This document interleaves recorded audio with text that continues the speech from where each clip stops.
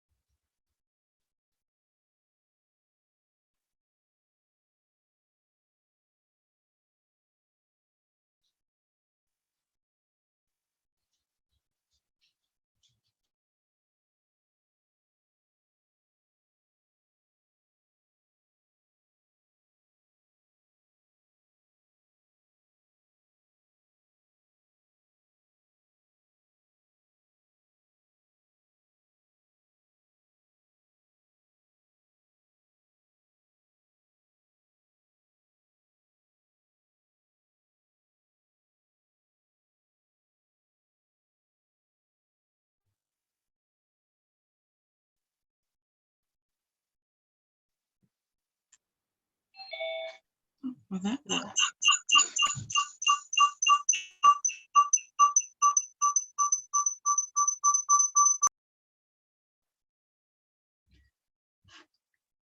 Good evening, everyone. Can you all hear me?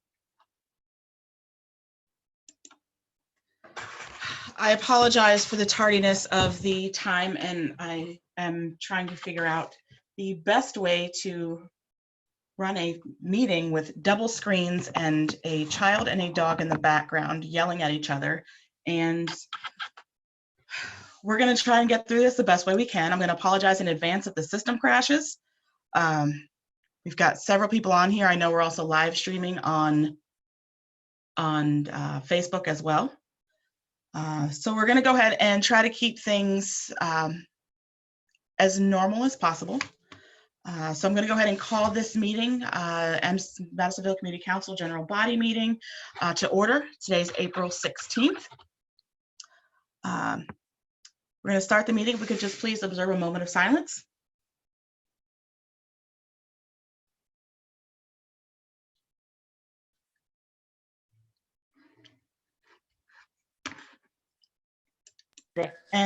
And now if you would all join me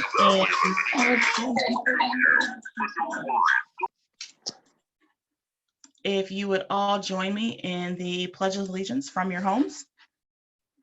I pledge allegiance to the flag of the United States of America and to the republic for which it stands, one nation, under God, indivisible, with liberty and justice for all. Thank you.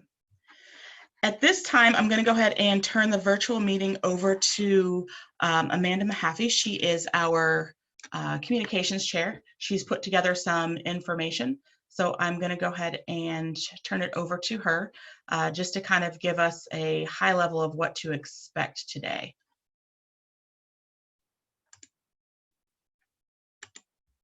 Amanda? Hey.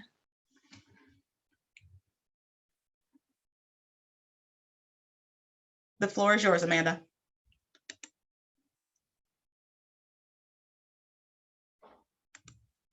Sorry, can you hear me? Give me a thumbs up if you can. Yes, awesome. All right, thanks guys. Sorry for the technical difficulties. I have been there myself, Kate, so I've been working from home for about 2 months now, and we have been through our fair share, so I feel your pain, girl.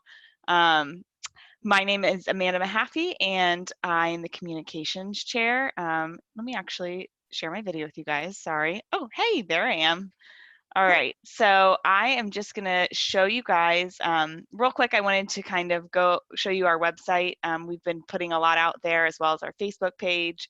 But tonight is really gonna be obviously our first time being live from our homes. So we're seeing everybody here and it's great. And we can't see everybody on Facebook, but they can hear us. So we're going to try to kind of get through this and hopefully have some great information because it has been quite a time since we've last spoken and seen each other. So hopefully you find tonight's meeting informational and it kind of gets you off of your normal groove of the last month, 2 months now. So just really quickly, if you guys haven't been, Kate, can you enable me to share my screen if that's possible? I don't know how possible, but I can kind of talk through it too while you try to figure that out. So if you haven't been to our website before, it is ourmadisonville.com.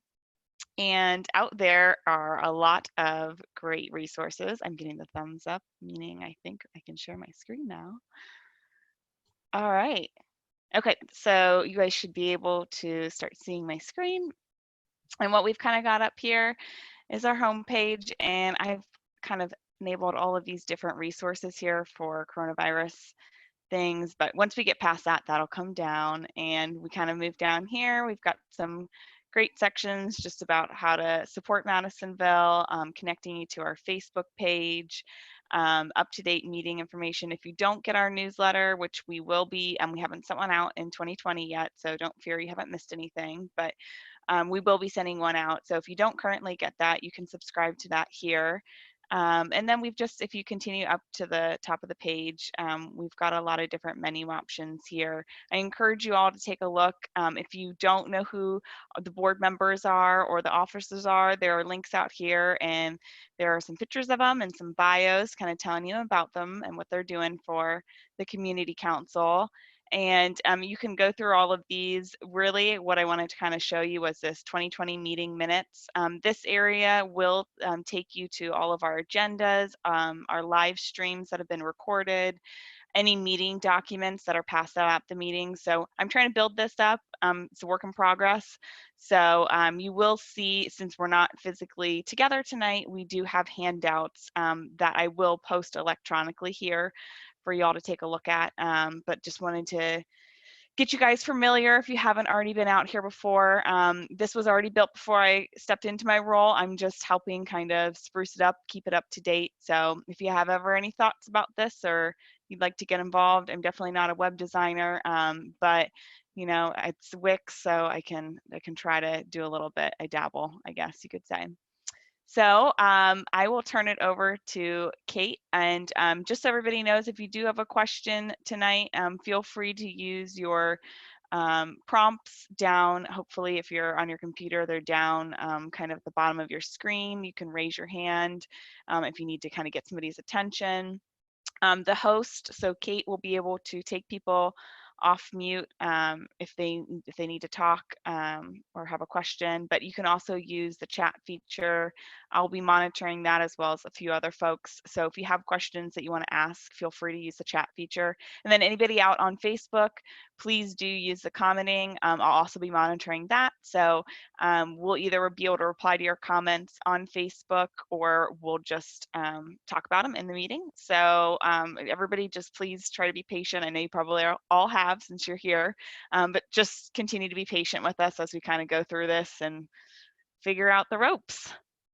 All right, I'm gonna try to stop sharing and hopefully put myself back on mute. Thanks, Amanda. I appreciate it. No, it's a lot of great information to have. She's going to go ahead, and if you receive the meeting notice, and you'll see it on Facebook as well, the links are posted out there. There's a couple of presentations this evening, so there are some links available for those as well. Appreciate all the work that you've been doing. If you've been keeping up with our Facebook page, Amanda's been doing an outstanding job. And I also got a comment, love the t-shirt that she's wearing this evening. All right, moving on with regular business. The minutes have been posted. We're going to go ahead and approve the minutes from the February meeting as presented. We did not have a March meeting due to the shelter in place. The treasurer's report also, if there are no objections, we're going to go ahead and approve that as presented as well.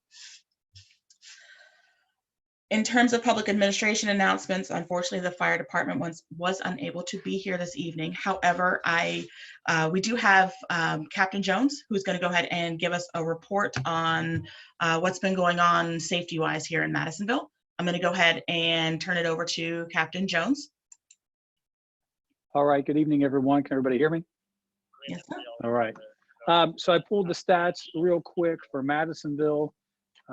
Looking at year to date and looking at the last month or so, starting around March 15th, and it actually coincides with pretty much the stay-at-home order. So what I can say is that when we look year to date, there's about a 41% decrease in violent crime in Madisonville. We have less than half the robberies. We had about 70% of the ag assaults all going down. So this is all good. The one dark spot, I guess, in the stats for year to date would be our theft from autos.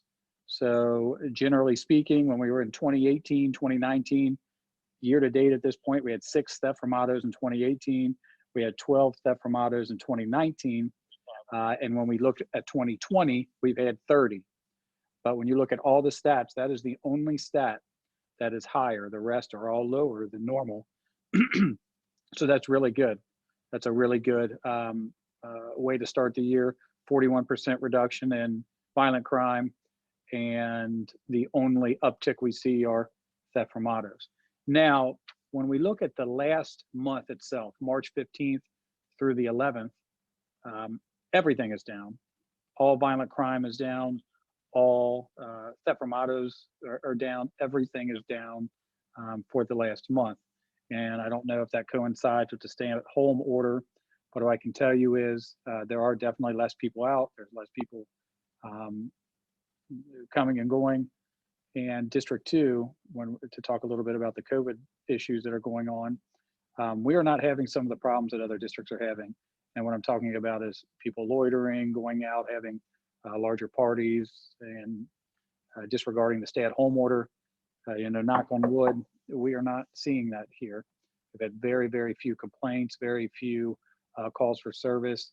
Usually it's very isolated, maybe some folks in a park, maybe a neighbor thinks there's too many people at a house next door, but we're doing really well. And Madisonville, again, over the last month, everything just plummeted.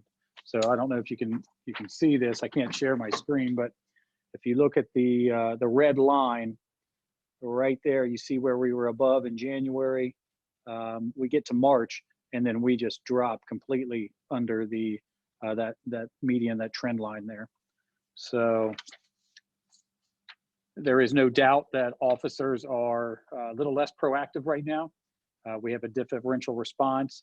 We are trying only to respond to the runs that we have to, runs that can be accomplished either through calling the district and making a report online, making a report through our telephone crime reporting unit.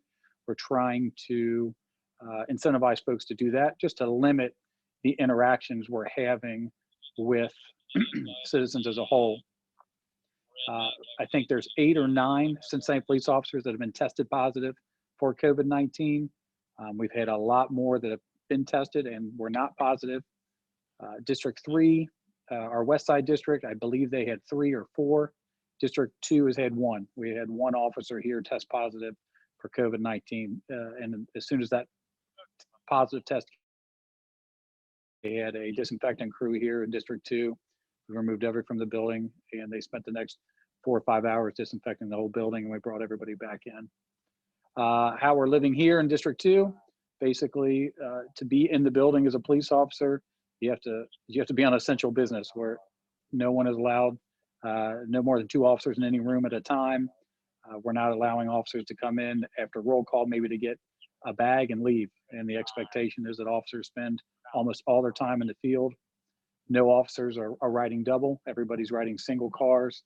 And we've staggered shifts for officers now that we can. Our investigators, our NOU officers, our violent crime officers, we have split them up and they're working different shifts, so they're not in the building at the same time. So does anybody have any specific questions for me, either about Madisonville in general, the police department, how we're responding to some of these things that you may have seen either in the media, things like that?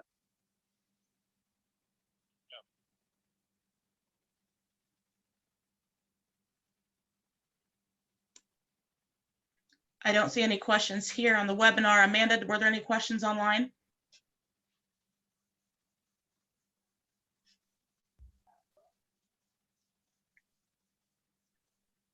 That's a first. No questions for you this evening. We should do this more often.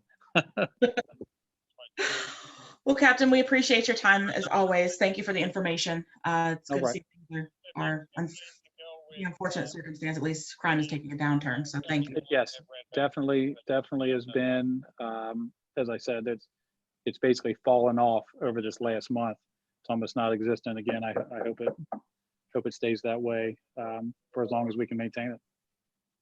All right. Well, we appreciate your time. Thank you. All right. Thank you. All right.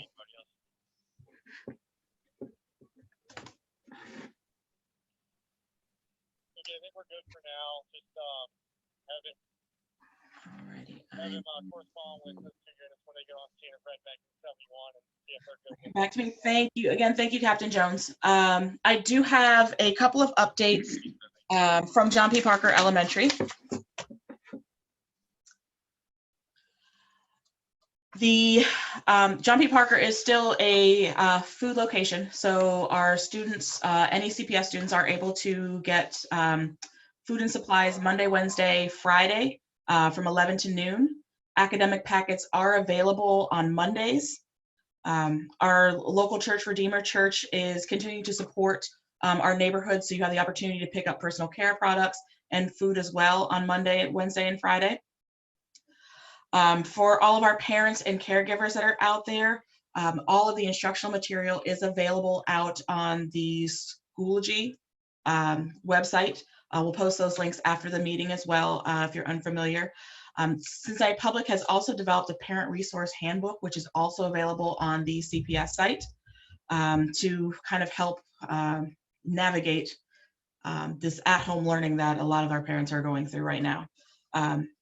We will also be posting a couple of quick hits, hints, and helpful links as well from PBS, from the Cincinnati Zoo. Ohio's Ready to Learn Step Up to Quality is going to continue to do their workshops online for early child care providers as well. And I have to give a shout out to one of our local teachers who is also our housing chair, Ms. Tess, who's been doing an awesome job with her Ms. Tess Makes a Mess website, where she is doing some really creative things in terms of our education for our kids. So it's appreciated, it's noticed, and we look forward to seeing what else you've got out there. Again, Amanda will be posting all of the links for all of our CPS resources after the meeting this evening, and they'll be available on our Facebook page to direct you to all of CPS's offerings. And with that, I'm going to go ahead and turn this over to an update from our public library, our Madisonville branch manager, Terry. Terry, what have you got for us this evening? Well, first, I want to say how much, on behalf of the Madisonville staff, how much we miss you guys. I mean, as you guys know, the library throughout all branches throughout Cincinnati are closed, remain closed due to the stay-at-home order. But I want to remind everybody that our services remain live and active right now. I got a few more updates I want to roll off.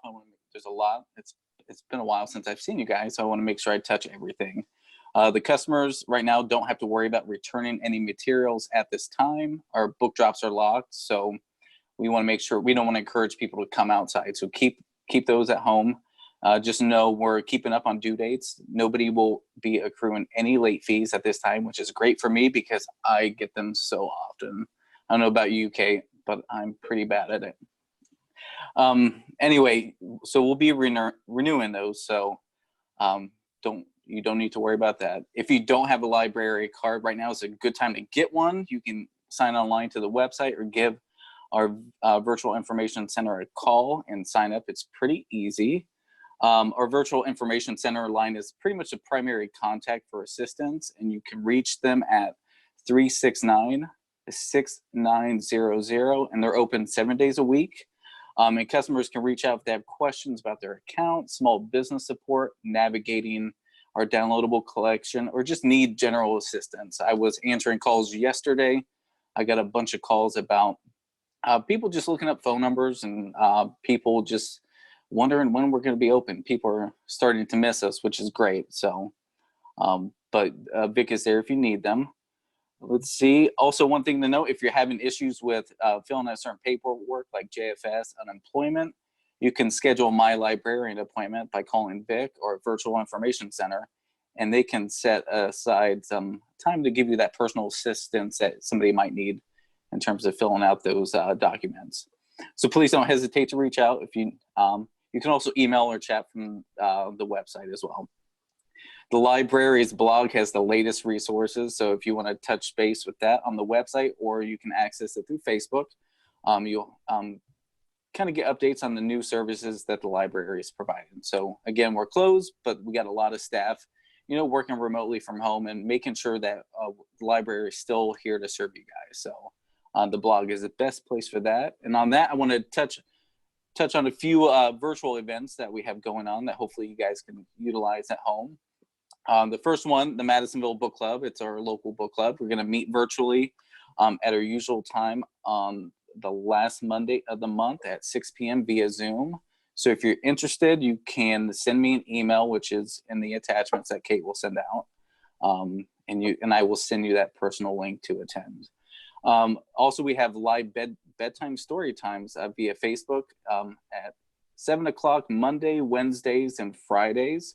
If you guys have little ones at home, this is a great way for you to connect, spend some family time, and really kind of calm them down right before bedtime. I know we all have issues with that. So, and it's a great way for you guys to experience some of the great CLs that we have throughout the county. So not just the one here in Madisonville, but the children's librarians throughout the county. So another great, which this is a pretty unique event. We have a Quilts for a Cause. The library is inviting everyone to create a 12 by 12 inch fabric square, and that we'll collect them at the end of the stay-at-home order once everything is safe. And we're going to create, call it a quarantine quilt, so to speak, where we can combine everybody's quilts. And what we'll do is we'll auction the quilt or quilts, depending on how many squares we get, to support the library services such as the homework help aid and stuff like that.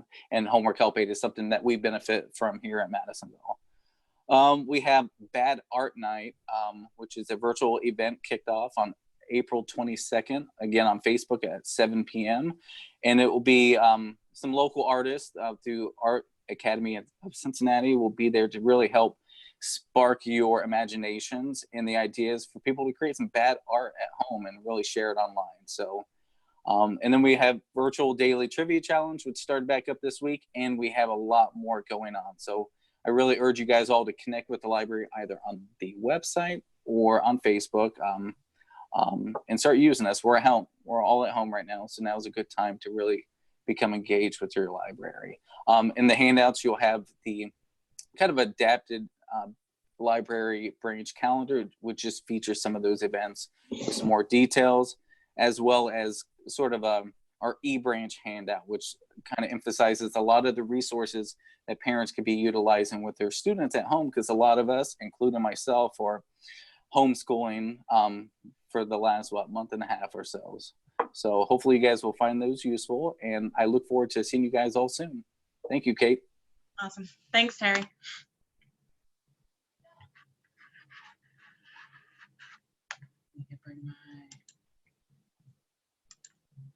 Thank you very much, Terry. I appreciate it. We don't have an update from Schroeder High School this evening, so we're going to move on to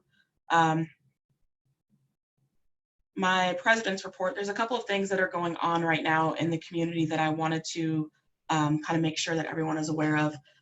If you haven't heard, the city of Cincinnati is looking at adjusting money that's been budgeted for various nonprofits, community organizations.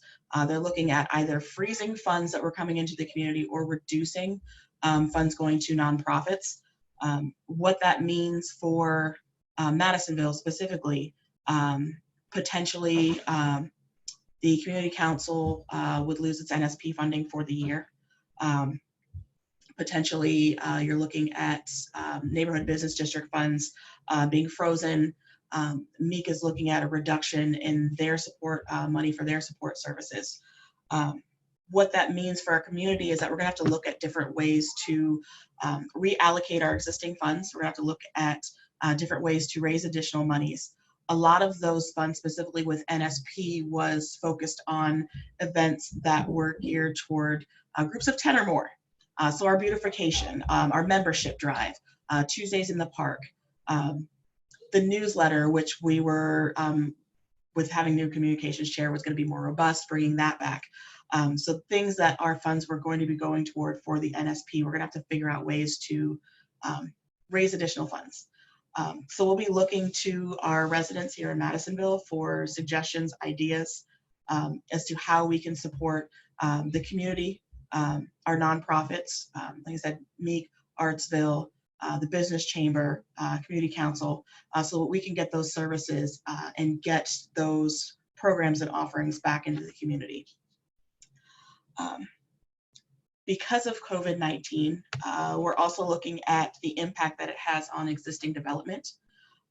Because of the reduction in staff with the city of Cincinnati, projects that were scheduled to move forward based on planning and zoning. My child is screaming in the background. Planning and zoning are now being put on hold. So don't be alarmed if deadlines were expressed and you're not seeing any work done. PLK was scheduled to start working at the end of March. Because of the reduction in force with the city, there are things that couldn't go through. They are still working with the timeline with the city. If you have any questions, please feel free to reach out. Shoot us an email. We'll be happy to answer those questions as they arise. And then moving further into development in terms of the community benefits agreement group, we've had our initial meeting. We are was actually very productive. We're working on a lot of ideas and concerns within the community. The group has been tasked to actually go out, ask questions, gauge where our residents as a whole are feeling like things need to progress. As I'm sure you're all aware, parking has been a huge concern. Bringing small business, bringing businesses that we're able to patronize back into our business district is also a huge concern. So we will continue meeting and having those discussions. If you are interested in joining the committee, please send an email to myself at president@ourmadisonville.com, and we can go ahead and get you engaged in the group. Amanda is telling me that I have a question.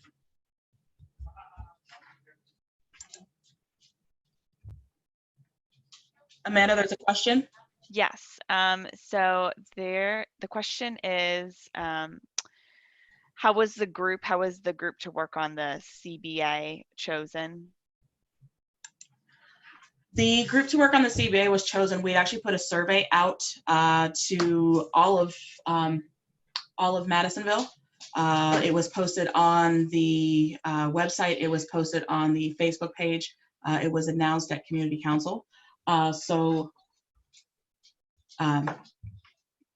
There are people in the group. There are about 22 people that were invited that had expressed engagement.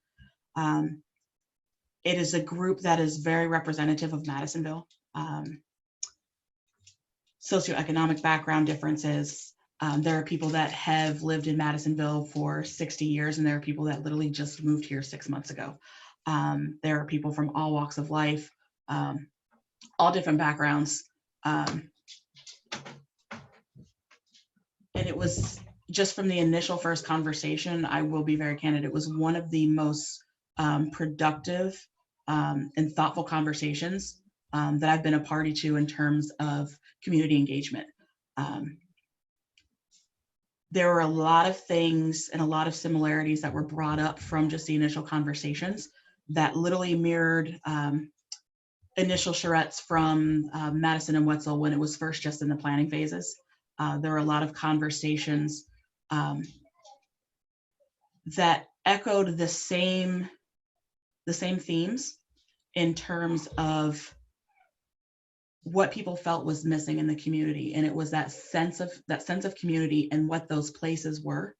You heard references to not only businesses that have long since been gone, but just the feeling of what it felt like to just walk to those businesses. There are people that are in the group that have been gone for years and moved back, that are very excited to bring back those experiences for that next generation. I think that's one thing that the entire group as a whole was very focused on, was making sure that we're accountable to that next generation. People in Madisonville will hear me talk about my child all the time, and people ask me why I do this, and I say literally because I've got a 6-year-old who's going to ask me in 10 years why things are the way they are. We have to be held accountable. We have to be able to answer those questions.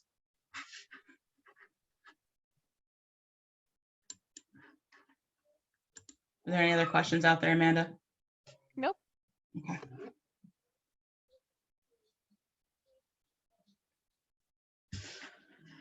All right, so that's all that I have in terms of the presidential report. All of the information for COVID-19 is out on the website, so I'm not going to go into any of those details because let's be honest, Dr. Acton and the governor of Ohio are doing a much better job of getting any update than I could ever give. So with that, I'm going to go ahead and move into our committee reports. We do have a couple of pieces of business to touch upon this evening. So I'm going to go ahead and bring on Joan Willis, who is our beautification chair. Joan? Hi, can you hear me all right? Sure can. Kate, are you wanting me to present the proposal? Yes, Okay. I don't really have any news as far as beautification goes. We haven't met. I'm afraid I've been kind of dropped the ball and having people do things. A couple of people have said, I'd like to do something during this break. Tell me what needs to be done. And I need to organize a list, get it posted on Facebook, send it around to beautification, because people can be doing small things during this time. And I will get that out hopefully within the next week or so. But the reason I needed the floor tonight was to make a motion. We've had a request to pay a guy who lives in Madisonville, whose name, of course, I can't remember. Kate, do you remember now who that is? What's his name? Anyway, this guy who mows the lawn at Hawk Park, up where Indian Hill Road meets Plainville. We'd like to allocate $300 towards paying him $30 per mow times 2 times a month times 5 months to pay him for mowing the property. And that's my motion.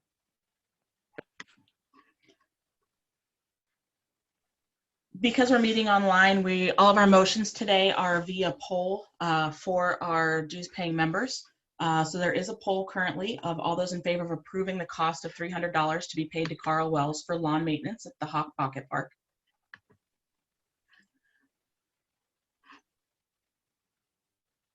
So we'll give it just a moment, Joan, for everyone to vote online. Okay. And Kate, while you're doing that, it looks like someone might have their hand raised. I'm not sure if they have a question or if that was done by mistake.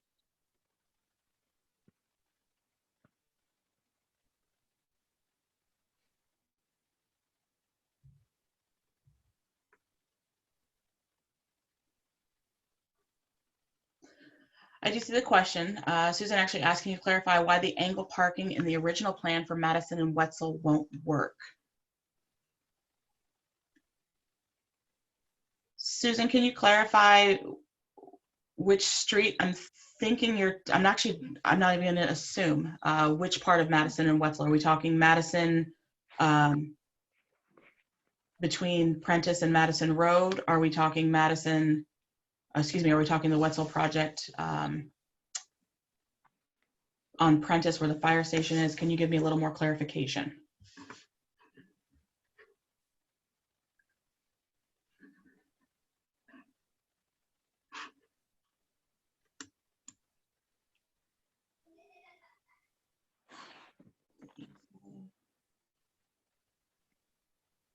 Kate, can you hear me? I sure can, Susan. Okay. In the original plan, it was there along Wetzel, between Madison and Prentice or somewhere along there on the side of the new building. Are we talking Madison and Wetzel between Prentice on phase 3? Or going to be phase 3 in front of? When they showed us the plans for the corner of Madison and Wetzel for the building that they've built now, they had angle parking there on Wetzel, on the Wetzel side of it.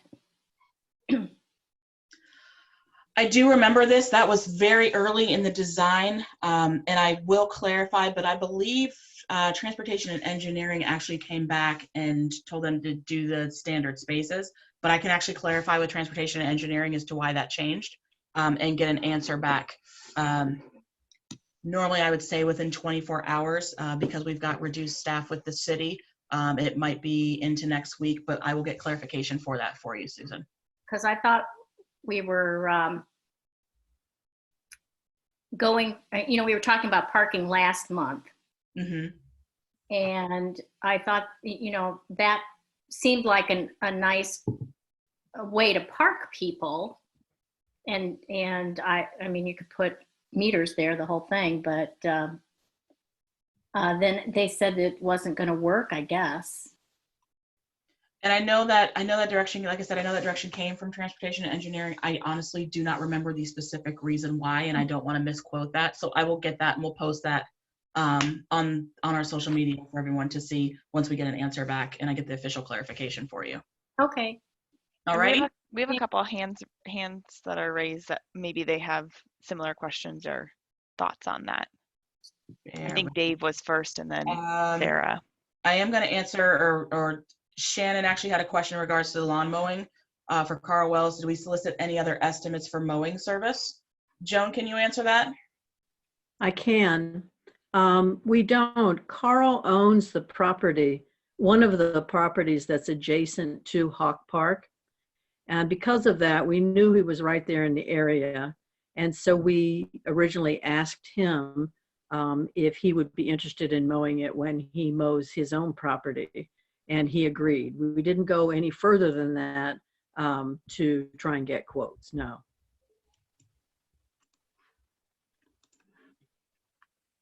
Okay. Dave, you had a question?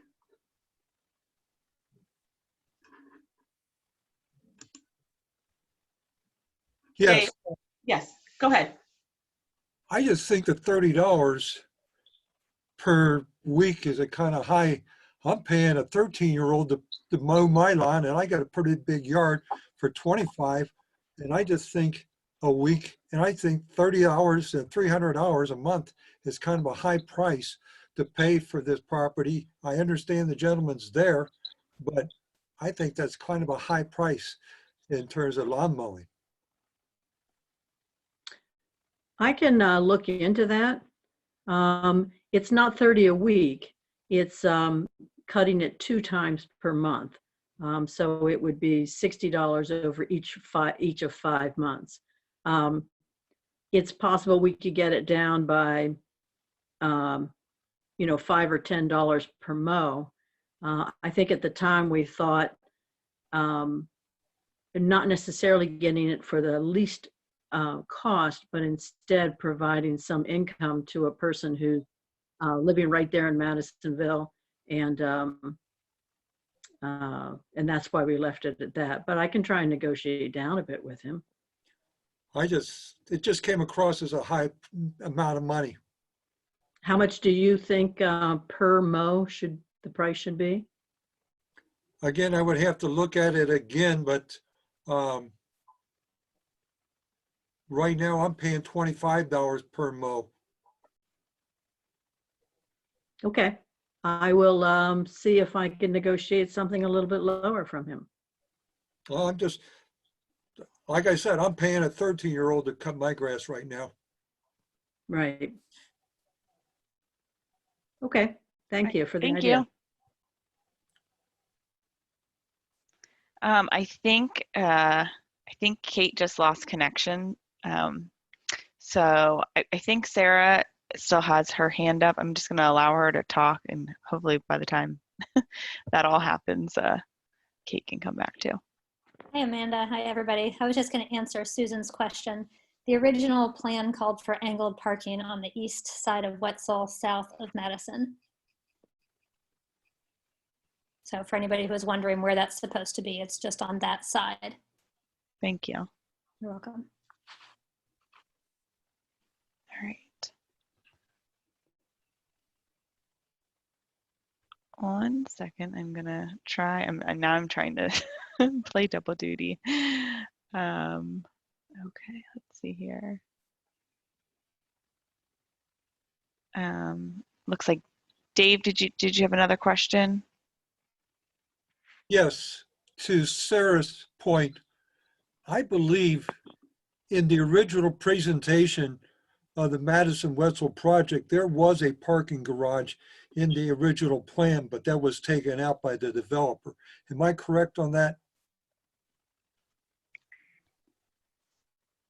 I'm gonna unmute you, Sarah, if you want to answer it. Yeah, it was not a parking garage. There was a parking deck originally in phase 1, and that proved to be too cost prohibitive, and so it was removed. It would have added, I think, like 50 additional spaces, if I remember correctly. But it was not a parking garage. That phase one, it slopes as it goes down to Prentice. And so the idea was have parking on what is currently surface level and then build like a deck on top of it to add additional spots. It cost about, I think between, I want to say like $30,000 a spot to build additional parking. And so the numbers just didn't work out. Thank you. Thank you both. All right. I am just, give me 1 second here just to figure out, I want to see if I can figure out how to get Kate back on here. I can't invite her. This is so much fun, isn't it, guys? Just all the times that we're gonna be like technical whizzes by the end of this whole thing. All right, so I was able to invite her back. So let me just give her a second to get back on here. And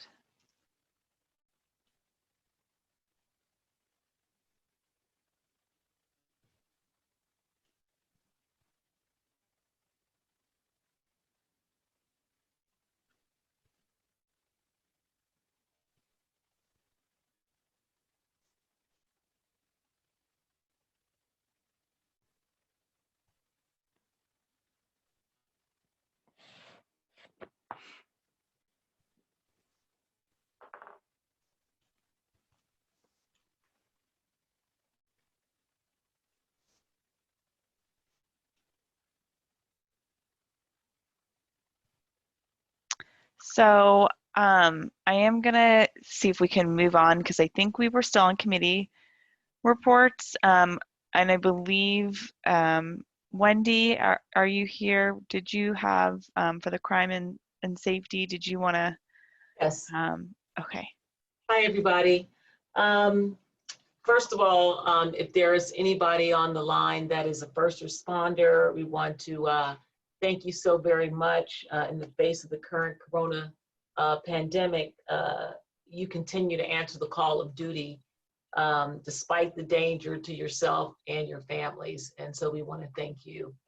Our heartfelt thanks also goes out to our cashiers and janitors and clerks and stock people who continue to go to work every day and keep us moving forward. So if you or your family members serve in those capacities, we surely want to give you our thanks. Now more than ever, we have to work together as a community to not only keep ourselves, but our families and our Madisonville neighborhood safe from crime. I'm so happy to hear Captain Jones's report that crime is down, but we want to be vigilant and continue to watch out for our neighbors, watch out for suspicious and unusual behavior in our neighborhood. We will form our neighborhood coffee walks with social distancing when we're able to do so in the next coming months. I do want to let you know that Chief Elliot Isaac did institute a temporary suspension of in-person officer responses to crimes. And so I want to give you a telephone number that you can call other than 911. Of course, if it's an emergency, please call 911. But the Telephone Crime Reporting Unit has an active number line. It's 352-2960. That's 352-2960. And you can call for, anything. Dog bites, things stolen, phone harassment, property damage, anything that may not be quote unquote a 911 emergency. Additionally, the city of Cincinnati has upgraded its Fix It Cincy app. It's a mobile app that you can put on your phone or download on your phone called Fix It Cincy. That's Fix It, CINCY. And it gives you access to various Cincinnati government departments. And so, but the focus of it is to remain on public services. So if you have, you know, a complaint about anything with regard to, you know, public services, you can use your app. You can also go to 5916000.com, 5916000.com, and report it online, or you can call the number 5916000. Finally, with regard to this COVID outbreak, we know that these stimulus checks are out. Some people have already received them. And while I know people are grateful for them, it's going to cause more people to go out to the store. And so if you know of an older adult or someone who is at a higher risk for complications of COVID, we want to encourage them to take advantage of alternatives to in-person shopping, like the online, you know, grocery delivery services, opting for curbside pickup, and just running an errand for a family member. I know that the major pharmacy chains like CVS and Walgreens are actually delivering services and prescriptive medications, and they're waiving the fees for those deliveries. And that's really important, especially for our older residents. And so don't forget to wear your mask. Don't forget to wear your mask. It's so vitally important. And of course, your gloves when you're going into the grocery store even. We are in a time where we have to make hygiene a habit. And all the experts are saying that consistency is critical. And so the washing of our hands and not touching our faces and wearing a mask and gloves is just going to be vitally important to continue to make the numbers go down. So I'm the safety chair, and so that's all I had. We did have a virtual meeting in, what month is this? Is this yeah. We've been home. I don't even know what day it is anymore. But we did have our regular meeting at the end of March, and Captain Jones gave us much of what he told you tonight, which is that crime is down, and we're so happy about that. So let's just continue to be vigilant, watch out for one another, and that's all I have. Thank you. Thanks, Wendy. And I think Kate is back now too. I Although Kate, okay, great. I was like, I have no idea how to get you off mute or anything. am back. Yes, this is what happens when you try to run a meeting online. You try to be productive. Everything that could possibly go wrong went wrong today. But like we do in Madisonville, we power through. So thank you for taking over for that, Amanda, in my absence. Thank you, Wendy, for the report. I love the background. We're going to go ahead and move into agency announcements. I know we've got a couple people on the phone. We've got a couple of panelists. So we're going to start out. I'm going to go ahead and give the floor to Kathy Garrison for an Artsville Weed and Seed. And I believe she's also going to be doing the business chamber update. So we'll just do all three of those at once. Bear with me here just a second. Let me go ahead and, is Kathy still here? She submitted her update, I think, in the chat. If she's not here, maybe that was her intention. Yeah. So for those on Facebook, I'll post that into the comments. Okay, can you go ahead, since I got dropped, can you go ahead and just read that so that we've got that for us, Amanda? For those Absolutely. that are Okay. Thank you. All right. Okay. all businesses are hurting, as are most of the nation. Most businesses are closed or have creatively come up with a plan to remain open. Please continue to patronize our businesses during this difficult time. We would like to thank Alicia Chamberlain from MKirk, Ella Fry from ECDI, Design Impact, LISC, and the United Way for reaching out with links to programs and willingness to lend a hand for businesses. Programs include loans and grants, and as well, sorry, I'm trying to read from very far away, and as well have probably heard monies from these programs are running out, and some banks have stopped taking applications. The grim outlook is that there will be some businesses that will not survive. We must do everything possible to support as creatively as we can. The MBC May meeting will be canceled, and they look forward to being able to meet in May. I think she means the April meeting, and hopefully they are able to meet in May. This last note here is that the Summit Hotel has announced their affiliation with Preferred Hotels and Resorts, which is the world's largest independent hotel brand. Also effective today, the Summit will be temporarily closed. It says, please see from Arts. Oh, that's the end of that one. I'm sorry. And then please see from Artsville, there will be food distributed by Brighter tomorrow on the parking lot next to Artsville tomorrow, Friday, April 17th from noon to 4 p.m. Okay, really sorry that I butchered that update, guys, but I will post that out there on Facebook too, so you can read it because it might be a little bit easier. And that's it. We do have a question from someone in the audience wanting to know if we can put a list of local businesses that are open in Madisonville on the Facebook page so we can help boost awareness. And I do see, I apologize, Kathy, I do see you on here. Kathy, did you have anything else that you wanted to add?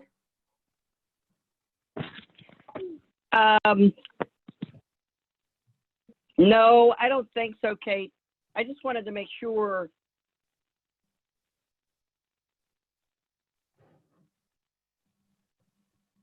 Kathy, are you there? Yeah, we're here. Okay. You got it?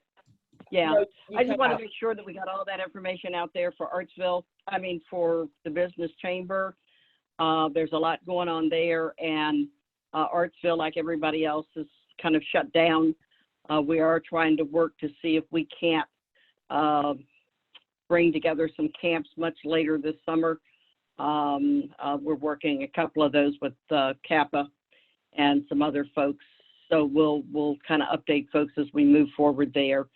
Weed and Seed, of course, is kind of probably on hold at the moment. We've been working with ONCDP out of Washington and some other folks in terms of the uprise that we're seeing in drug overdoses, suicides, etc., which are associated with the COVID. And so there's a lot going on, whether we're out there visibly or not. But just wanted to keep in touch and to make sure that everybody had that information about the business chambers. And please support those that are up and running. They need you. Thank you. Thank you, Kathy. All right, I'm going to go ahead and turn it over to Brian Cervisi. He is the new manager of our recreation center here in Madisonville.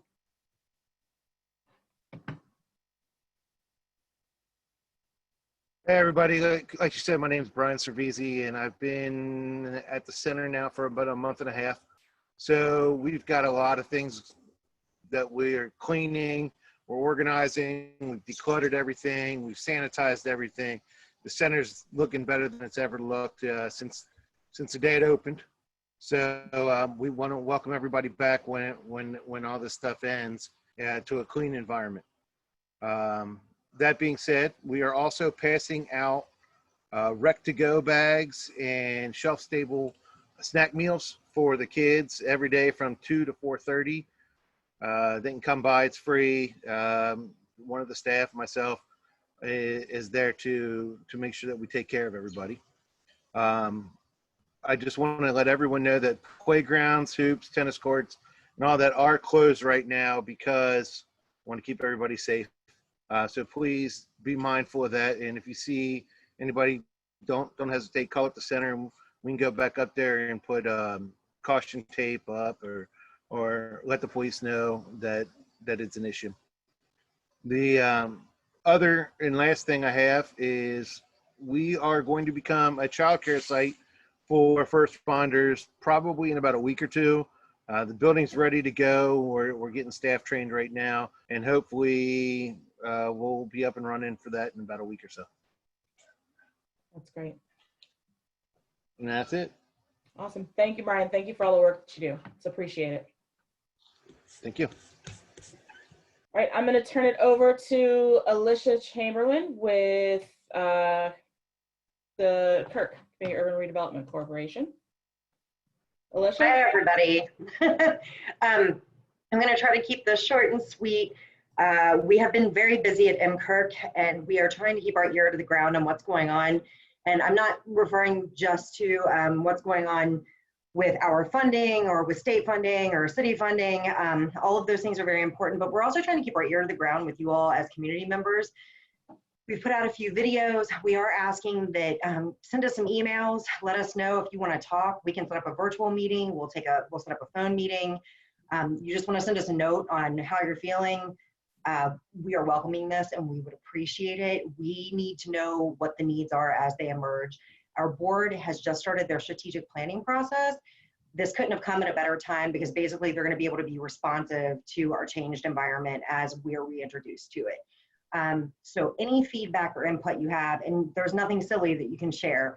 We want to know how you're feeling. And if you just want to call and tell me how you're really upset right now and what things would make you happy to see, I would love to hear it. So would Matt Strauss, and so would Jordan McKittrick. On the topic of Jordan McKittrick, trying to help out with small businesses. She's been communicating as frequently as possible with the business chamber. She just sent out a snail mail letter. We're going to hit it old school, and she's trying to reach businesses that we haven't had a lot of communication with. So if you know a small business that is not as active with the business chamber, or maybe hasn't been as active in the community, let them know they might be receiving a hard copy letter. We're trying to build those relationships up and see how we can help. We don't want to see a single business gone after this. We want our business district thriving. We want every business in Madisonville successful and coming out of this, hopefully keeping all their employees and doing whatever we can to help. The Jazz and Barbecue Fest, it's very unfortunate. I think we all know we're not going to be meeting in May. So we went ahead and at this point tentatively rescheduled it for the same day that the 5K would happen, which would be that second Saturday in September. This is, we're as bummed out as we are about this, we're going to use this as an opportunity to maybe go ahead and start implementing some of those changes that the community's expressed to us they'd like to see with the Jazz and Barbecue Fest. And we do have a committee put together. We have a couple representatives from Community Council and a couple from the Business Chamber, along with MCirc staff and our board's input. So we're hoping we can take this opportunity and do something pretty cool. And if all goes well and we're all still healthy and thriving and we haven't found ourselves in another lockdown or it's not been extended to that point, hopefully this September we can all get together as a community and celebrate the fact that we're all healthy, we're still here, and we're going to make things happen. As far as the 5K, that would potentially have some small changes in order to accommodate the bleeding of the day going straight from the 5K into the Jazz and Barbecue Fest.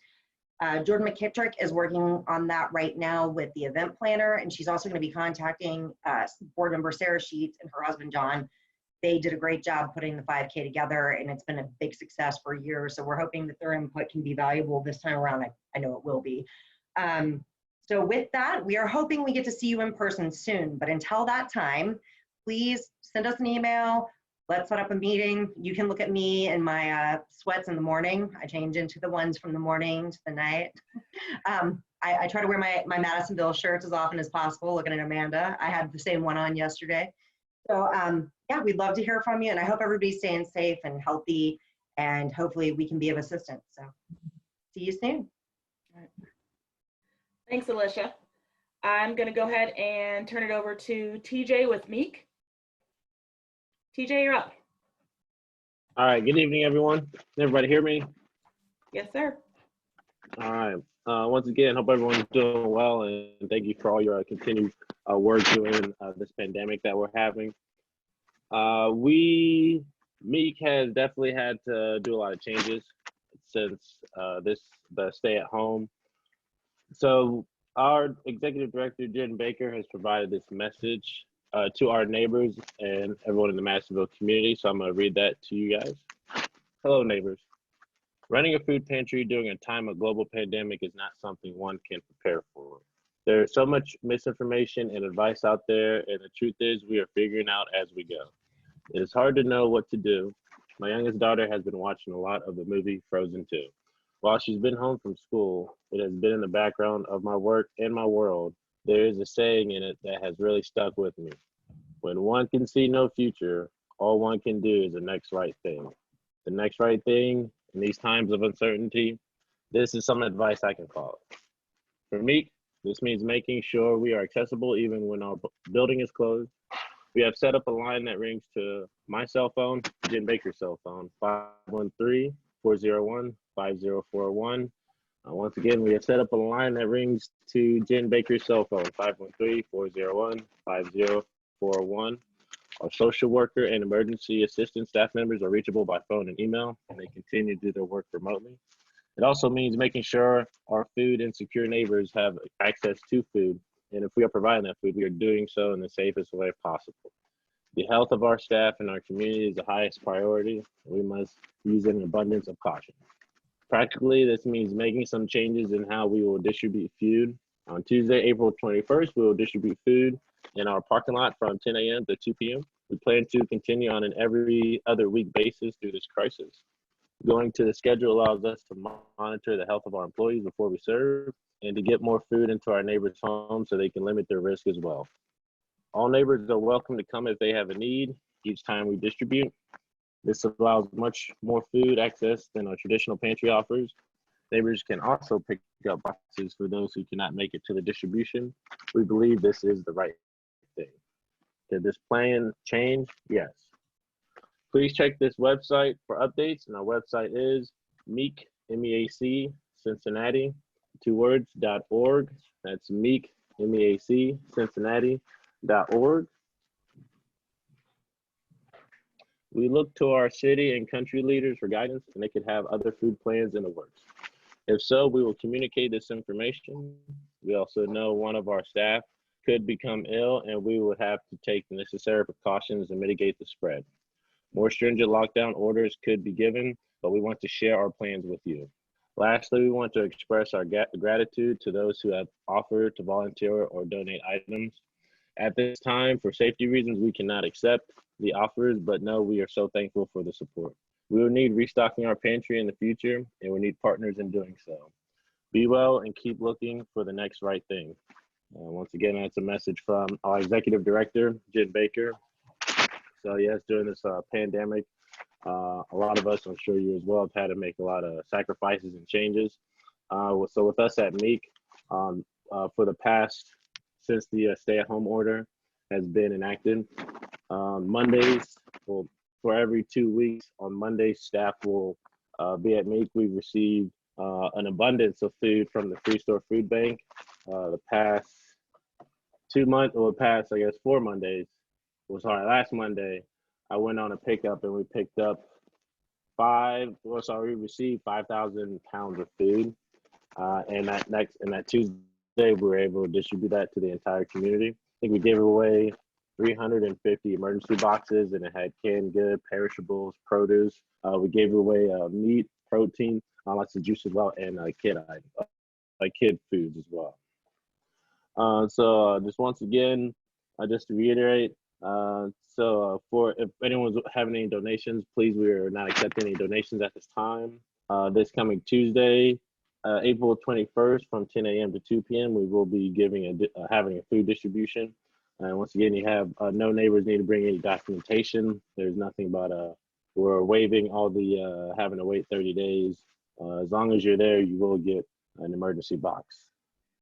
And that is, for the most part, that is everything from Meek. Once again, I want to thank all you, any other businesses, agencies out there that are doing the best they can during this time of a pandemic. So that's all I have. I'll turn it back to Kate. Thank you once again. Thanks, TJ. We'll make sure that Amanda posts the information out there. Again, can't reiterate enough. As much as, and we've had several people reach out about donating goods. They can't accept the goods. However, if you would like to make a monetary donation, we'll have Amanda post that information. That will be out on the Facebook page as well. And again, all the services that they're offering right now, it is open to anyone in the neighborhood. As TJ said, there's no criteria. If you're in need, simply show up. It's every other Tuesday. I will make sure that we update the schedule as well. Thank you, TJ. Thank you. Thank you. You're welcome. I apologize because my feed got cut out. I did not have the chance to introduce our new housing chair. So at this point in time, I'm going to turn it over to Tess Warner very quickly. Just to introduce Tess, she is our new housing chair. She's really excited about joining the team. So I'm going to go ahead and turn it over to you, Tess. Hi, Tess Warner Lewis. I have lived in Madisonville for 8 years with my family. My kids are finally getting old enough that I maybe have a little extra time on my hands. So Kate asked me to step up and help be involved. I really got involved working a lot on the CBA with PLK development. And so I'm looking forward to continuing some of that work. But it's about maybe 2 weeks worth of time since I took this over. It's a very strange time to take something like this on anyway. So if you have any concerns, any issues, any projects you think we should focus on in the housing arena, please reach out to me, housing@ourmadisonville.com. I plan on trying to hold meetings for anyone who's interested in working in the committee or bringing issues up the first Tuesday of the month from about 6 to 7 p.m. I will have Amanda send that information out and make sure you all are aware and able to join us. And it looks like the first one will most likely be via some sort of format like this. But yeah, that's all I got. I'm just looking forward to making an impact in this community. I love Madisonville, and I want to see it work for all the residents here. So if you need me, reach out, please. Thank you, Tess. I appreciate it. I am going to actually put TJ back on the spot real quick. TJ, there was a question. Gonna unmute you. There's a question wondering if there is anyone handling the phone, handling the calls at Meek's main phone number. Apparently a couple people have been trying to get through and they haven't been able to get through. Yes. That's one thing I do tell people. Well, one thing I'm not from Ohio, and one thing I've gotten used to Ohio is how unpredictable the weather can be. So I do believe sometime in I think like the past week or so we have had I think the storm must have knocked out something, because I went there today, and like 2 weeks ago we were there and the phones, the internet was working. I was there today and the internet was not working and the phones were silent. So we are going to be addressing that this coming Monday. I will be there tomorrow. However, though, it's our phone I know just recently our phone has not been working, but for the most part, up until this past week, maybe just like 2 Wednesdays ago, I know our phone has currently been working. Okay. Thanks, TJ. Thank you. You're welcome. All right, we're going to go ahead and bring up some old business. We've got Tyler Trundle on the line here with us. Tyler, many of you remember last month, Tyler was here to just talk through the next steps in the MedPace development. Excuse me, there are a couple of signage questions that Tyler on behalf of MedPace has for us this evening. If you have access, I believe Amanda posted the presentation and their requests. Tyler, the floor is yours. Sure. Do you mind? Do you mind also unmuting Seth, because he's going to do a lot of the explaining of what exactly the request is, but certainly happy to begin.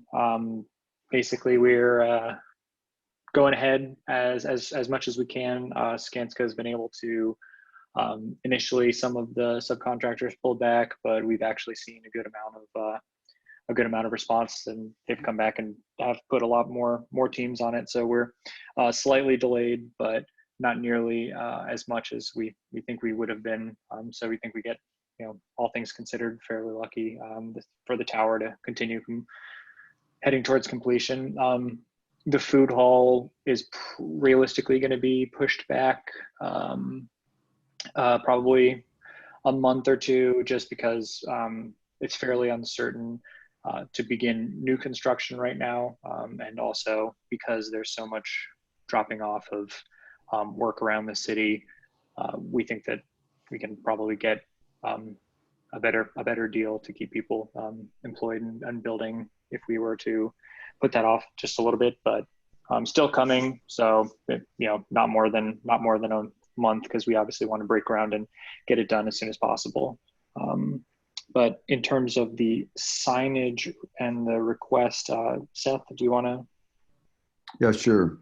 And the only thing we could add to your report is that if everything goes as planned, we will actually have some MedPace people in the building on May 1. And we're all working very hard to do that. It'll only be one floor in the lobby, and then another floor will come in, and then that's about all we'll do for those 2 floors, and then we'll finish out the rest of it. But we hope that happens. And the reason for that is we're trying to help out MedPace with social distancing. So the floor would only have half as many people as it would have, but we're trying to get it open as soon as possible. So wish us luck with that. So we are also, in terms of finishing the building, we are trying to finish the signs for the building. And I don't know, was the package that we sent you, Kate, was that distributed? Have people had a chance to look at that? I believe so. Yes, Amanda. Is the link out there?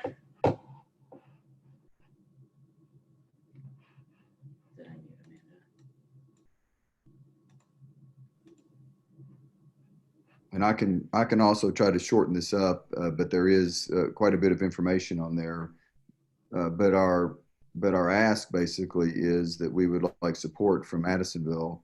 And the reason we are really going through this process is that when we did our plan development, we did not address signage. We actually could have put all the signs on the buildings, but at the time the city was acting a little bit differently, and they said, let's not do the signs. You can do them as you build each building out. And so we had a sign ordinance in there, and the sign ordinance that's in there is more restrictive than we would like. One of the reasons it is more restrictive is they go on linear footage of the street, and what we have there is the MedPace building is actually on 4 streets, but 2 of them are private, so we're not getting the added benefit of what we would have had if we really had 4 private streets around it. So that's a little bit of the issue that we're facing. In a nutshell, we are looking to put 3 MedPace signs at the top of the building, the typical restaurant and retail signs at the bottom of the building. We are proposing that we make them only 1 or 2 colors. Some of the building is dark and some is light. And so if there was a restaurant there on a light background, they would have a dark sign. Seth, I'm going to go ahead and, if it's all right with you, I'm going to go ahead. I've got the presentation up. I'm going to go ahead and share that screen that shows the elevation in the restaurants. Give me just a moment here. Right.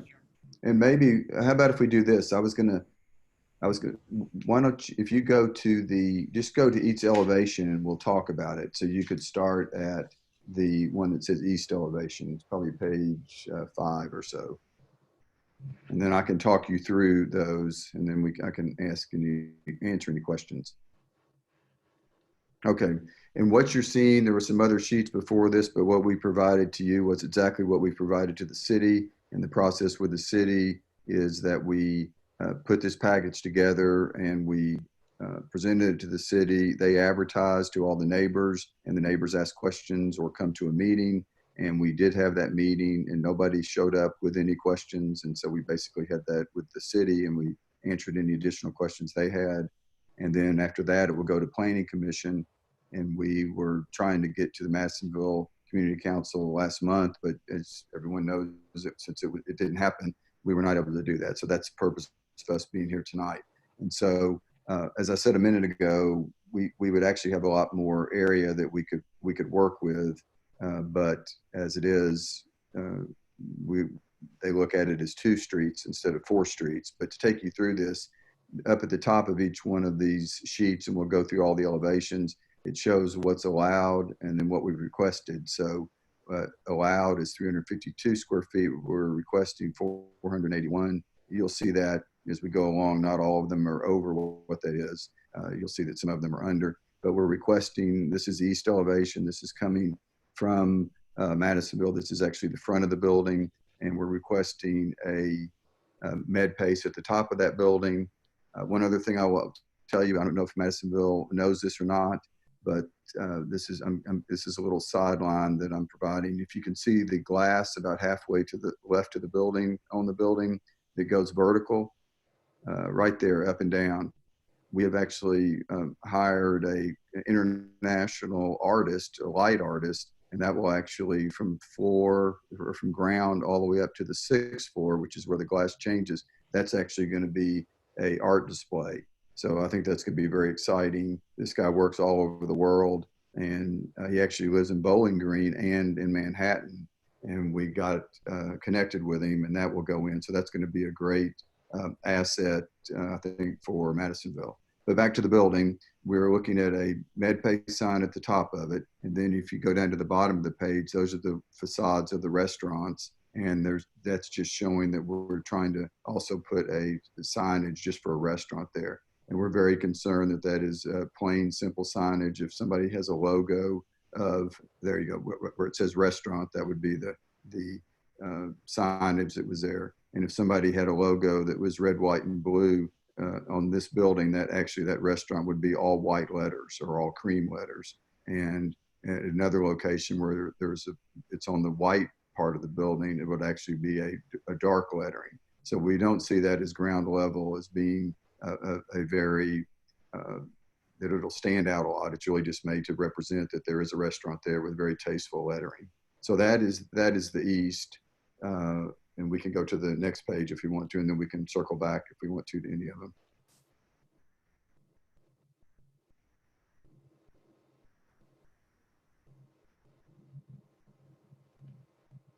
Oh, there we go. Okay, so this is west. Allowed here is 244. We've got 382, a med pace again at the top of the building. And the med pace that we're talking about is identical to the med pace that is shown on the existing med pace building. You can see it up there. You're pointing it out right now. The other signage that is here is there's 2 parking signs. That sits at the top of the building. The bottom left was a blow up of it. And then in the center of the drawing, that's where there's a blow up below it, but that's an entrance to the parking garage. One's on parking level 0 and one's on parking level 1.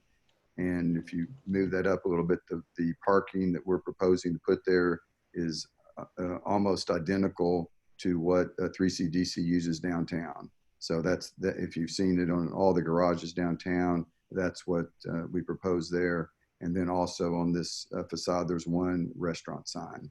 That would also be the same type as we talked about before, all of them. So where it says food there, that's where that is. And in that case, that one would be also a dark color. We can go to the next elevation. Thank you for doing this. Sure thing. So this is the north elevation. 352 is allowed, and we've got 337. Also med pace at the top. And I kind of glossed over the purpose of these signs, but we have a lot going on inside the MedPace campus, and we feel like what we're doing right now is going to announce the entire campus. The hotel doesn't read as much as it did before. There's actually one other site that we plan as a park right now, but sometime in the future that will have another use. And so we feel like the signage that is going on right now is actually going to announce the whole campus because it will be a little bit harder to see what's going on inside the campus. And this sign in particular is it pretty much at the end of the MedPace connector. If you're coming down from the interstate, you would see it going down MedPace connector or a Red Bank Expressway. So that's why this one faces to the north. There is one other, you can see it right down below now. There's one other restaurant on the front of it, which where it says logo, and that would be white letters on that also. There may be cream. I'm just saying it's going to be light colored. And that is also another restaurant location.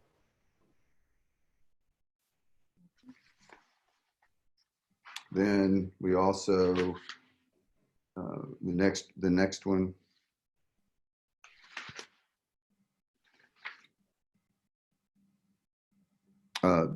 this is allowed 244 and we have 120 on here. And what we have here are the restaurant signage. So the one restaurant's easy to see. And then on the left-hand side, those actually, we've actually decided the ones that are up against the building, we've actually decided not to do those. They will sit out on the canopy like the one you just saw. But so we'll have less signage here than we first thought. So that's kind of the building aspect of it. We have another sign that we're wanting to put in there that for the whole campus. It's the next slide, and this is a pylon sign. This is a representation of it right here. It goes up about halfway in the garage. It's got a video board on the top of it, kind of like John Parker School, and the bottom of it. We spend a lot of time looking at it. All the lettering will be one color. The background will be dark, and anybody that advertises on it will be have a white face on it. As everybody knows, that we have the hotel back there in the food hall, and we've got these restaurants. We don't plan to advertise all the restaurants. We just plan to advertise that there's a food hall. But that's the other reason why we wanted the video display at the top of it. And it's some pretty nice technology, if you want to call it that, or material technology, so that we don't see this as having a bunch of panels in it that it looks like it's just a bunch of advertising stacked in there. We hope that it is just it reads what's there. If we don't need all these, it'll just be a black panel or a dark gray panel that's shown. The top of it, it says Madison Square, which is the name of the community, and it also says the summit. And this is kind of a big request if you look at it on the surface, but it's really not. The height of that is 26 foot 6 inches, goes halfway up the garage, as I just said. The reason we're asking for above what they allow, which is 15 feet, which is what was the ordinance there, is due to the fact that you're going downhill from both east and west. And also we've got the UDF canopies that are in the way. And we do think it's important to show what's going on back in the campus. And if we go to the next slide, I'm going to explain why we don't think it's really such a big ask compared to what's going on. The adjacent pylon signs, which we've got another sketch on the next page, or another example of, we're asking for 26 foot 6 inches. One of the adjacent signs is 20. One of them is 23.6, and the other one is 58 feet. So if we go to the next, this shows the location of where those signs are, but I'm sure you'll all know them on the next page. I'll call out, we've shown exactly which ones they are. So Madison Circle is 20 feet tall. The UDF is 23 foot 6 inches tall, and the Rallies is 58 feet tall, and we're requesting 26 foot 6 inches. And that also includes, these other ones do too, but that includes the base portion of our sign too. So as we said, we're asking for some more square footage. Some of it, the square footage is being taken up internally in the site. All the restaurant signs are not really seen from the street. We are asking for a very handsome pylon sign. We are asking to put our name at the top of all three locations, which, because of the geometry of the site and the world there, you really don't see them all at one time. You see one coming east, one coming west, and one down the MedPace connector. And the process that we're in right now is we hope the planning commission, can figure out a way to do what you're doing in such a great way with a virtual meeting, because we're building out the top of the building, and right now we don't have the ability to even put the signs on there because we have to get in front of the planning commission to have any discussion with them. So that's, if I could, well, maybe there's no questions, but we're happy to answer questions. We'll go ahead and open it up for questions. Bear with me here just a moment. Amanda, do we have any questions online? Let me unmute Amanda. No, Amanda, do we have any questions not. online? We do not have anything on Facebook. Okay. And it doesn't look like I have anything in Zoom.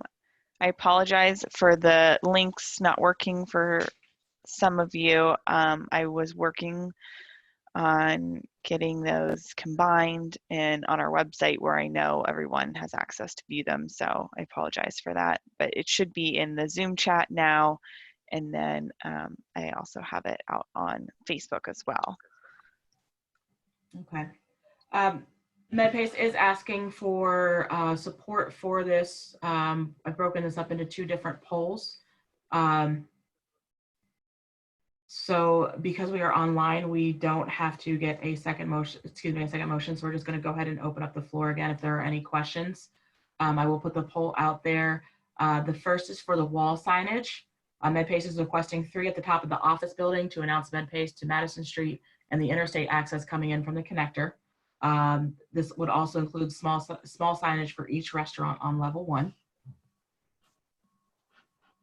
I can't see my own screen, I'm sorry.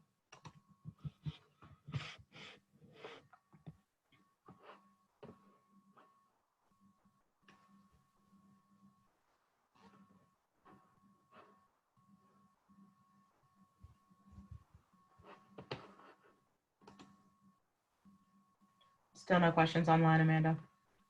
No. Okay.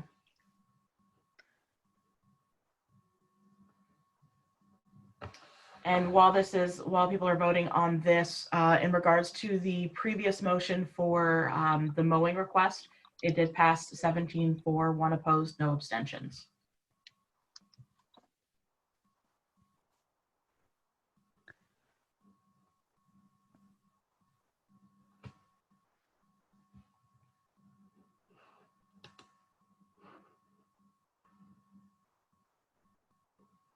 There was one comment that the sign felt it was really out of place. Worry that once UDF is gone, this is really going to stick out, and worry that the added height will set a precedent for other large signage.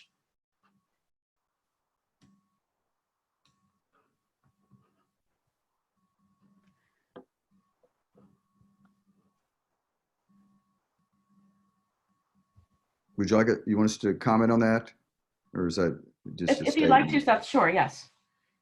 I think that the comment about being halfway up the height of the garage, I think our own opinion was that it's not really going to be out of place, and it's not a pylon sign that looks like the other pylon signs that you see out there. It's very much a part of the architecture. The brick matches the building, and the design of it is very sleek, and it's meant to show just the names of them, but not stand out. That's the whole purpose of all the signage around the base of the building, only being 2 colors. And so we were trying to be we've made a huge investment in the entire campus, and it's our desire to not have something out there that sticks out of place at all. And I do think when the UDF leaves, we're hoping it's got a big gateway sign to Madisonville at that location. It turns into somewhat of some green space and things like that. So it is true that it will leave at some point, but we don't think that this will be sticking out of place at the time. And the fact that it only goes halfway up the garage, I don't think it's going to look ominous to any degree. Thank you, Seth.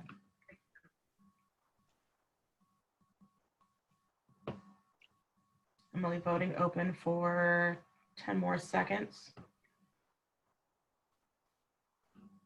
before we move on to the second motion.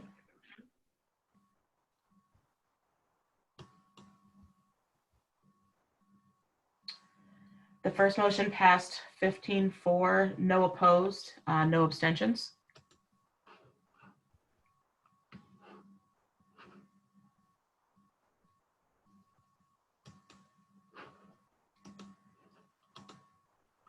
And then the second request was for the pylon sign located at Madison Street between the parking garage and UDF that announces Madison Square as the entire MedPace campus. Was there any discussion on the support of the pylon sign? There is a question. I don't know if it is related or not, if you want to consider it related or not, but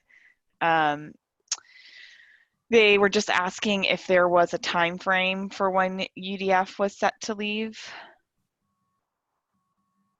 And we also have a hand raised. Seth, I'm not sure if you can answer that. Well, we have actually had lots of discussion with them because the thought would be that we could integrate that into the campus, but they have no time frame that they have set at all. The one thing that we think, talking to the city, is that if that intersection is changed in any way, they would be forced to leave because there's not very much room for the pumps as it is right now. But we don't have any more knowledge than other people about that. We have had discussions with them, but they tell us that they don't have their own time frame. Thank you, Seth. Sarah does have a question. I think I am muting her.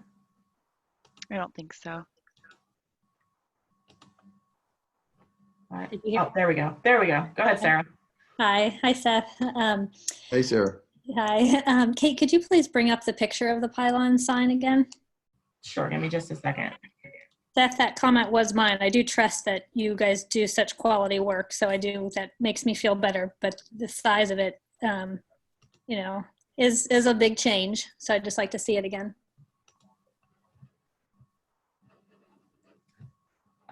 Which slide are you looking for? The proposed pylon sign. Yeah. Okay. Let me go ahead and.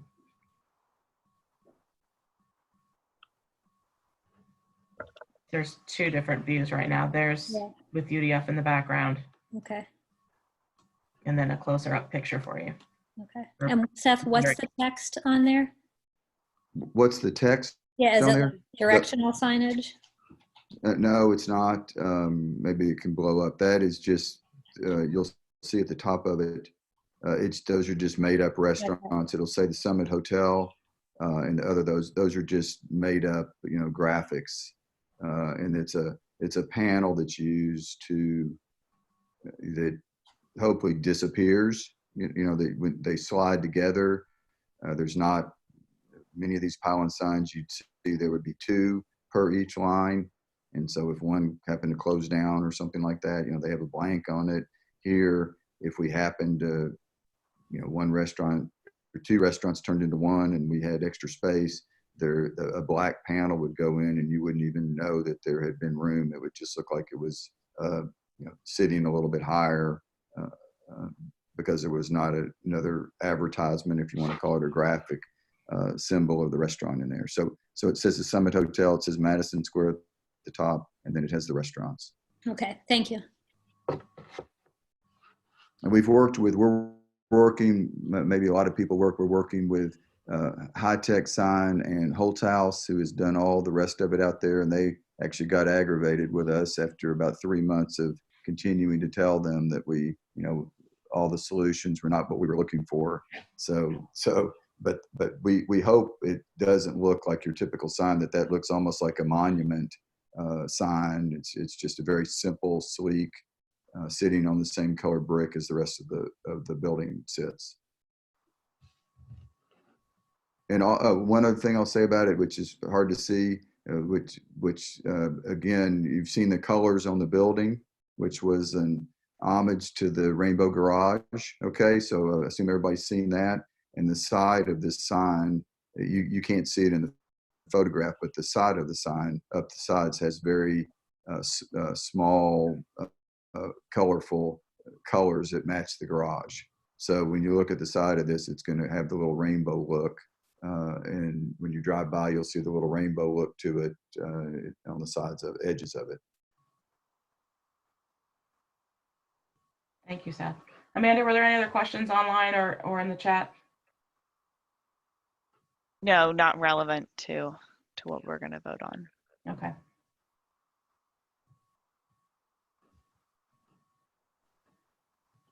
I'm going to go ahead and leave this open for just a couple of more minutes here to allow the 3 minutes for everyone to vote. While we do that, I'm going to go ahead and if there's no further old business, I'm going to go ahead and introduce Gina Gem and I apologize, Ryan. I literally forgot your Jennifer Meadows and is Ryan still on? And Ryan Braun to go ahead and talk a little bit about the Bramble House presentation. Give me just a moment. Let me go ahead and get the three of you unmuted.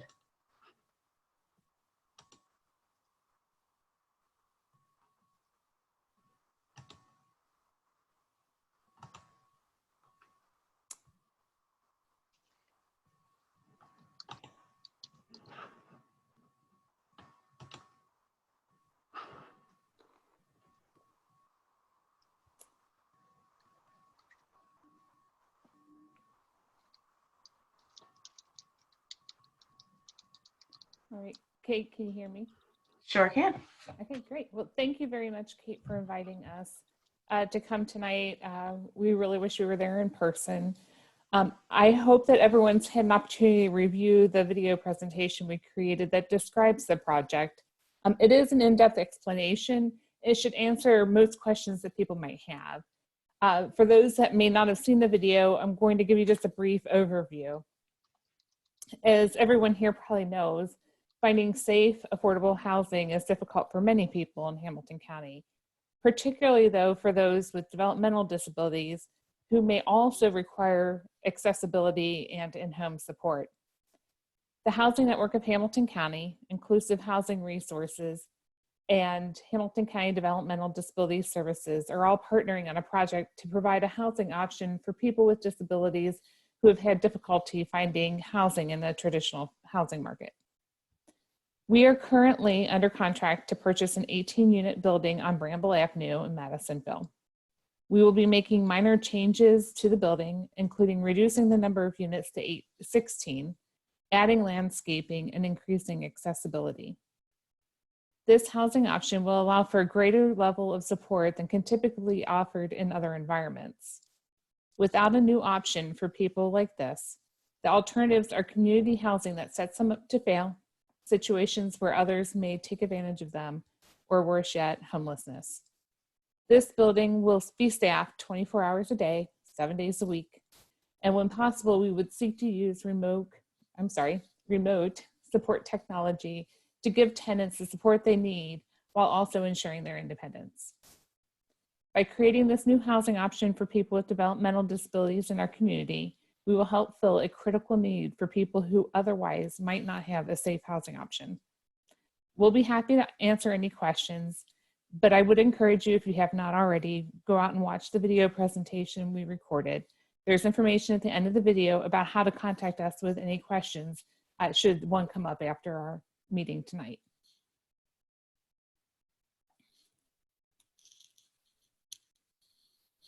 And I probably should have started off by introducing us. I'm Gina Gem.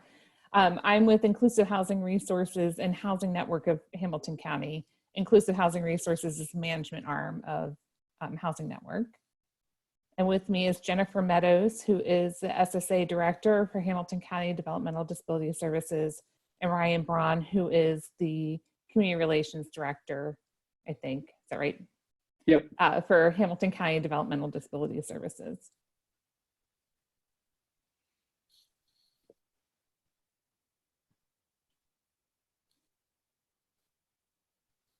I think you're on mute, Kate. I am on mute. I'm going to go ahead and open it up for any questions from here in the chat, as well as any questions. The video was sent out and posted online earlier this week. Amanda, are there any questions currently online? or are there any questions? Please feel free, if you're in attendance, if you have any questions, please feel free to raise your hand. There are no questions on Facebook for this. Oop. We do have one question. Dave, go ahead. Whereabouts on Bramble will this be exactly? Is this closer to the UDF where there's a apartment complex there, or closer to Erie Avenue? So it's very close. It's getting very close to Marymount Square. It's the large building. It's not, I guess, approaching that corner. It is. It's. I can give you the address. That might not be very helpful, but it is. It has a lot of white. It's kind of U-shaped, cupped towards the street. It's that building. Does that help? That's near UDF? UDF's across the street, isn't it, Jennifer? Yes, it's about 4 doors down from the bramble patch on that side of the street, Dave. It's that apartment complex that's there. Okay, so it has 2 means of bus transportation then. Yes. Yes.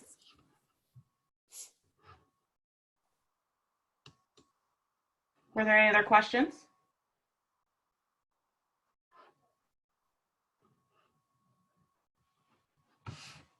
Nothing on Facebook.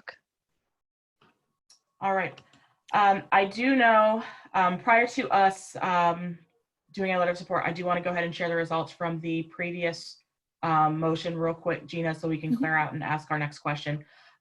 For the second MedPace request for the pylon sign, it was 11 in favor, 3 opposed, and 1 abstention. Okay, thank you very much. We appreciate your time. You're welcome. Thank you, Thank Sally. you. Thank you, Tyler. Yeah, Now, thanks. in regards to the Bramble House proposal, I understand that Gina, Ryan, and Jennifer would like a vote of support from the council to support this project. Sorry. So if there aren't any additional questions, I'm going to go ahead and put the poll out there of those in favor of supporting the Bramble House proposal submitted by Hamilton County Development Disability Services in partnership with the Housing Network. And while we've got that out there, if there are any other questions or any other information that Gina, Ryan, or Jennifer would like to share. There is just one question on Facebook. There wasn't really a good time to ask it. It was related to the food hall by MedPace. So the question was they were asking if any Madisonville establishments had been recruited for that food hall yet. I'm going to try and unmute Seth for that.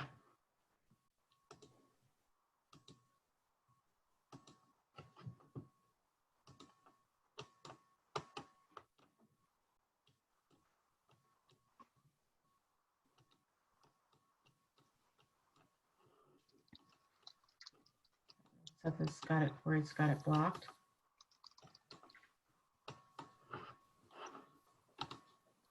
If we can't get him back, we can always send him an email too and get your question answered, Gail. I think he's muted himself. He might have stepped away maybe. Yeah.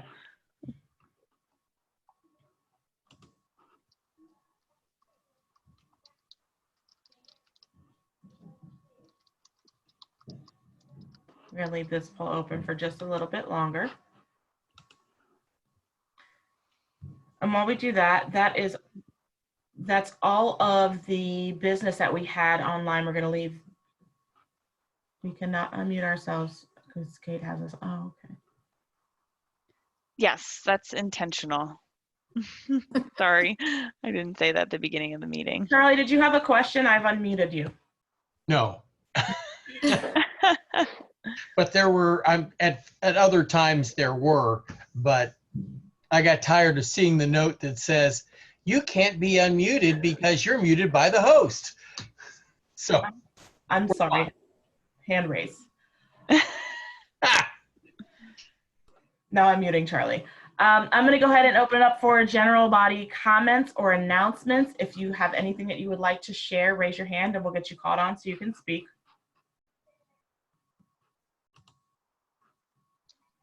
Any general comments online, Amanda?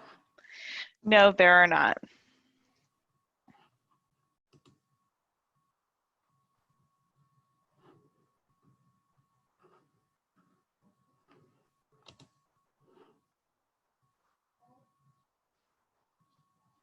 Go ahead and leave this poll open for 10 more seconds.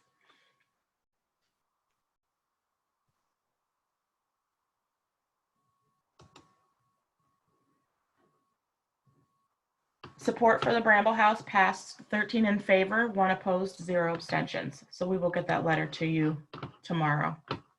We appreciate your time this evening. To all of our presenters, to all of everyone here and online that bared with the technical difficulties, and I apologize for somehow getting dropped. I'll just blame Amanda and say she cut me from the presentation. My hope is that we don't have to do this again next month. If we do have to do this again next month, I can assure you we will iron out all of the kinks. We will keep the meeting down to 30 minutes. It's crossed. In the meantime, Charlie's waving us away. In the meantime, everyone stay safe, stay healthy, don't get stressed out. I'm loving the comments that are coming in. Thanks, Luke. Luke has assured us we're totally going to have to do this again next month.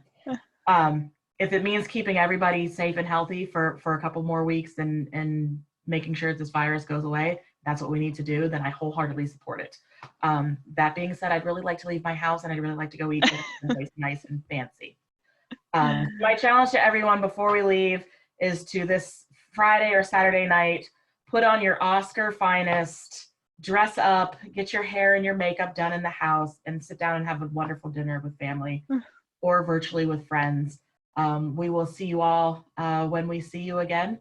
Like I said, be safe, be well. And with that, spend the rest of your evening doing something other than this. Thanks, guys. Good night, everyone. Thank you.